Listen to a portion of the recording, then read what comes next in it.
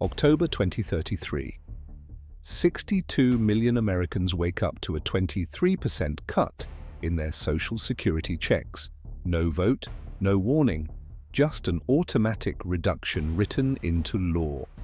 For 27% of seniors, this isn't a budget adjustment, it's immediate poverty. The US government has known about this date for decades. The math is public, the countdown is visible, and yet no one is stopping it. This is Analyst M001.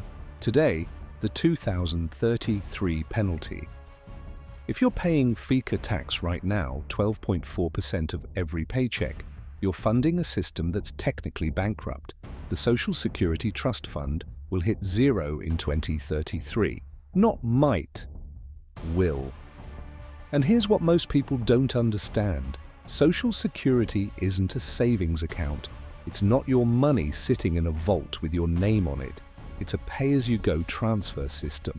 Your taxes today pay for someone else's retirement today. And when you retire, you're counting on the next generation to pay for you. But there's a problem. The next generation is smaller, much smaller. In 1945, there were 42 workers for every retiree. The system was a money printing machine. By 1960, that ratio dropped to 5-to-1, still sustainable. Today, 2.7 workers per retiree. By 2035, 2.4-to-1. This is what actuaries call the demographic scissors. Fewer workers, more retirees, longer lifespans, lower birth rates. The US fertility rate is 1.67, far below the 2.1 replacement rate needed to keep a pay-as-you-go system alive. Between 2024 and 2027, 4.1 million Americans hit age 65 every year. This is peak 65, the largest retirement wave in US history, and the system was already running deficits before they arrived. Since 2010, Social Security has paid out more than it collects. Every year, the Treasury has to find cash to cover the gap, and in 2033, the gap becomes permanent. To understand how we got here, we have to look back at 1983. That was the last time the system faced a similar cliff. Back then, President Ronald Reagan and Speaker Tip O'Neill reached a bipartisan deal. They raised the retirement age from 65 to 67 and increased payroll taxes. It bought the system 50 years of life. But the 1983 fix relied on a demographic tailwind that no longer exists. Back then, the baby boomers were in their prime working years, flooding the system with cash. Today, those same boomers are the ones drawing the checks. We are out of generations to tax. So what about the trust fund?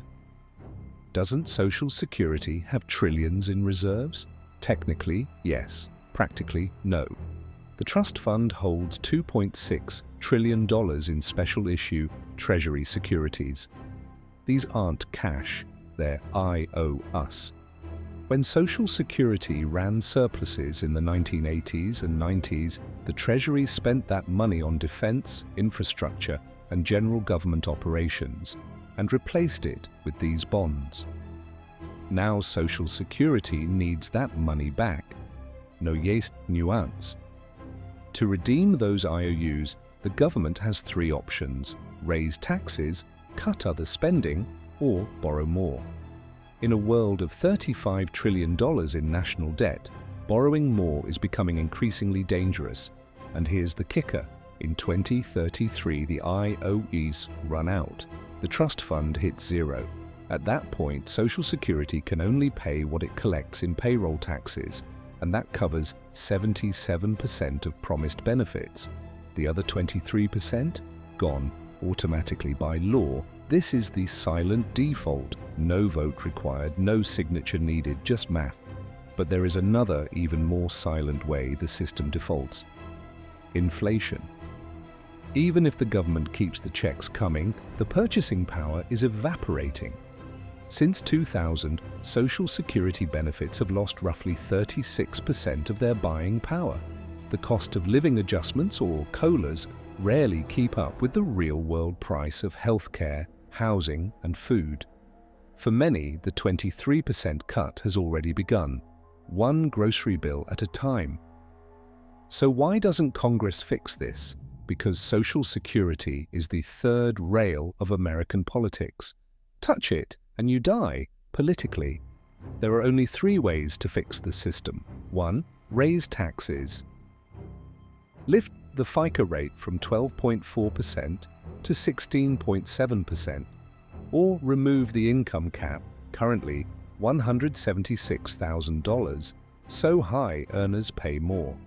This is a non-starter for many who argue it would stifle economic growth. 2. Cut benefits, raise the retirement age to 69 or 70, slow down cost of living adjustments by switching to chained CPI. This is seen as a betrayal of the social contract for millions of workers. 3. The big idea. Senator Bill Cassidy has proposed a $1.5 trillion sovereign wealth fund. The idea is to borrow money at low government rates and invest it in the stock market, aiming for a 7% return. If it works, it could close 70% of the funding gap without raising taxes, but it would mean the US government becoming one of the largest shareholders in private corporations. The political and ethical implications are massive. None of these are popular, and the longer Congress waits, the more painful the fix becomes. If they wait until 2035, they'll need a 32% payroll tax hike, or a 25% benefit cut for everyone. Meanwhile, recent laws have made the problem worse. The Social Security Fairness Act, which repealed penalties for government workers, added $400 billion to the shortfall. It was a political win, but a fiscal catastrophe. We're not debating solutions anymore. We're debating which generation takes the hit. The US isn't the first country to face a pension crisis.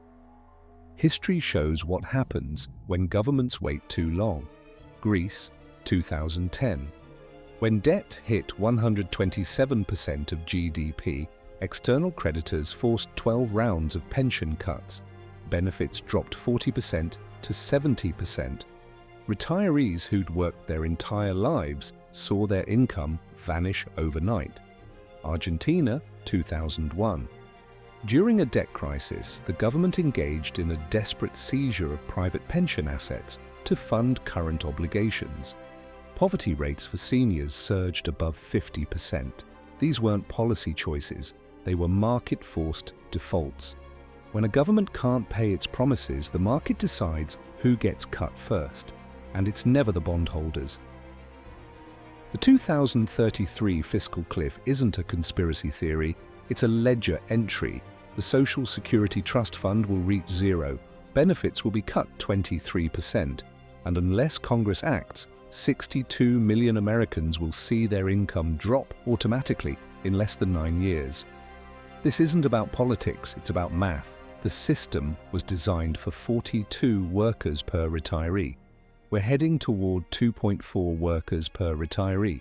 No amount of economic growth can outrun that ratio. The question isn't if the system will default, it's how. Will it be a legislative fix, gradual, targeted, negotiated, or will it be the 2033 penalty, automatic, indiscriminate, irreversible? The countdown is running, and the numbers don't negotiate.